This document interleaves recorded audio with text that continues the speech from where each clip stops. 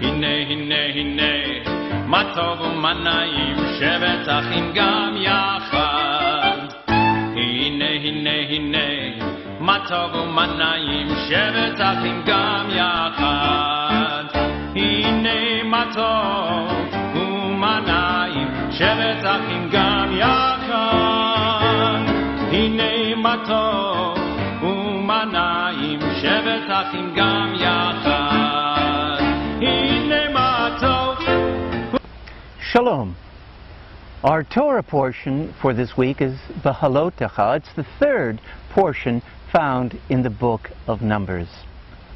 Something caught my eye as I looked over this Torah portion this morning, and it's found in chapter 30 of this Torah portion, and it concerns an offer that Moses made to his father-in-law, his non-Jewish father-in-law, to come with him to the promised land. Let's take a look at this passage in the Hebrew and in the English. Vayomer Moshe el Chovav ben Reuel Hamidjani, Choten Moshe, Nosim anachnu el hamakom asher amar Adonai oto eten lachem lecha itanu vehetavnu lach ki Adonai diber tov al Yisrael. Moses said to Chovav, son of Reuel Hamidjanite, Moses' father-in-law, we are setting out for the place of which the Eternal One has said, I will give it to you. Come with us, and we will be generous with you, for the Eternal has promised to be generous to Israel. And Chovav replies to Moses, saying, I will not go, but will return to my native land. He, that is Moses, said to Chovav, please do not leave us, inasmuch as you know where we should camp in the wilderness, and can be our guide. In the Hebrew it says, Einayim, you will be our eyes. So if you come with us, we will extend to you the same bounty that the Eternal grants us. Now, a number of questions arise when we look at this passage. First of all, the name of Moses' father-in-law is rather ambiguous here. It says Chovav, the son of Reuel, Moses' father-in-law. So was Chovav Moses' father-in-law, or was it Reuel who was the father-in-law of Moses? Now you may say, well, wait a minute. I studied somewhere that Moses' father-in-law was Jethro. There's even an entire Torah portion dedicated to him. We read that when Moses left Egypt after having slayed that taskmaster who was abusing some Israelite slaves, that Moses came to the land of Midian, and he encounters Tzipporah, who was looking after her father's flocks, and it turns out that Tzipporah is the daughter of Jethro. And eventually we see that Jethro is incredibly generous and incredibly helpful to Moses. He helps Moses set up an entire judicial system, which was very, very important in the early development of our people. So what is the story with the names?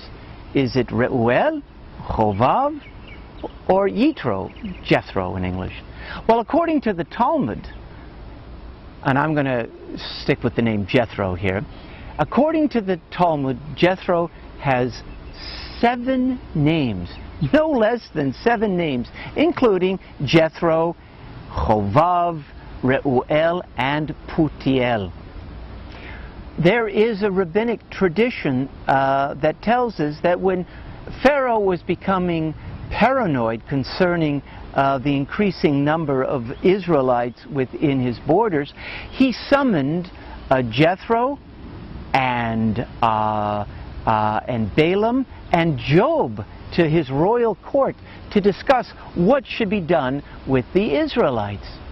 Now, Pharaoh had it in his mind just to exterminate the Jewish people. And Jethro argues against this and prevents this catastrophe from befalling the Jewish people. But nonetheless, Pharaoh wants to act shrewdly with regards to the Israelites. So Balaam, who is also a Midianite, comes up with the idea of slowly enslaving the Israelite people.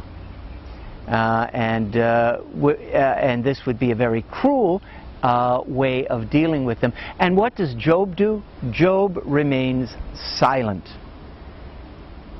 And Jethro flees from Pharaoh's court, realizing that he's not going to be able to prevent that decree from befalling the Jewish people.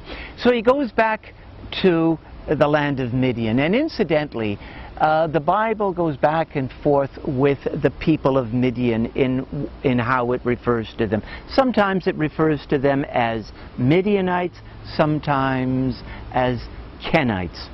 But what happens to Jethro when he returns home? It seems that he has a revelation, not unlike the revelation that Avraham Avinu had experienced in Ur of the Chaldees many centuries before. He concludes that idolatry was foolish, and he begins to preach this message to his fellow countrymen. And he is given the name of Putiel, we are told. Putiel. And the rabbis tell us that this means the one who has abandoned idolatry. And as a result of this, Jethro is excommunicated, according to the rabbis, by the other Midianites. And no one will have anything to do with him. No one will even help him look after his sheep and his herds. And that is why Tzipporah is found looking after the sheep, after her father's flocks, when Moses enters Midian. There are all sorts of interesting traditions regarding Jethro. We are told in the 6th chapter of Exodus that Eleazar, Aaron's son, that would be, Eleazar would be Moses' nephew, married a daughter of Putiel. In other words, a daughter of Jethro. The rabbis, wonder what happened to, and they speculate as to what happened to Jethro. Did Jethro answer affirmatively or negatively when Moses goes on to say, we need you, we will deal generously with you if you will come with us. And we don't know what Jethro's answer was, except when we turn to the 6th chapter of the book of Judges, of Shoftim. We see that they had in fact settled with the people in the land of Judah, that Jethro or Chovav or Reuel or Putiel, whatever you want to call him, he had attached himself to the Jewish people. He and his family settled with our people in Eretz Yisrael. There is another rabbinic tradition that tells us that the descendants of Jethro sat on the Sanhedrin many centuries later, the Sanhedrin being the supreme court of ancient Israel. They became very distinguished members of the Jewish people. I find that this passage is very instructive as to how we should interact with those people who marry into the Jewish people, who marry Jewish people. I believe that we should abandon that ancient tradition of turning away a prospective convert 3 times before accepting him or her into a program of study toward conversion. It seems to me that if there are people in our community who have married Jewish people and they have attached themselves to our people through marriage, and they have similar values and they are drawn to our way of life and our way of relating to God, then we should invite them to become part of our people, and we should endeavor to be as generous to them as Moses was to Jethro all those many millennia ago. So I hope that you will read this week's Torah portion and maybe come to your own conclusions and have your own insights into it. Until next time, Shabbat Shalom.